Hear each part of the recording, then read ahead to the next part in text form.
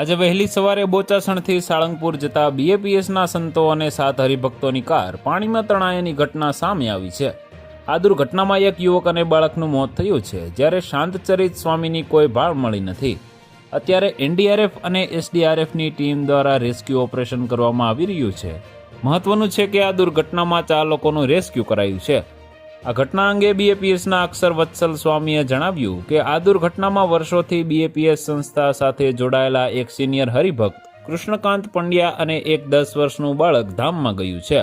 આ સિવાય શાંતચરિત સ્વામીની હજુ સુધી ભાળ મળી નથી। અમને વહેલી સવારે આ ઘટના અંગે જાણવા મળ્યું છે। અત્યારે રેસ્ક્યુ ઓપરેશન કરવામાં આવી રહ્યું છે। મળતી માહિતી મુજબ બોટાદ નજીક આજે એક કાર કોઝવે પાર કરતી વખતે પાણીના જોરદાર પ્રવાહમાં તણાઈ ગઈ હતી। આ દુર્ઘટનામાં બીએપીએસ સ્વામિનારાયણ સંસ્થાના 2 હરિભક્તોનું કરુણ અવસાન થયું છે, જ્યારે એક વ્યક્તિ હજી સુધી લાપતા છે। તો વધુ માહિતી મેળવવા માટે ચેનલ સાથે જોડાયેલા રહો। વિડીયો પસંદ આવે તો લાઈક કરી દેજો। ચેનલમાં નવા છો તો સબસ્ક્રાઇબ કરી દેજો।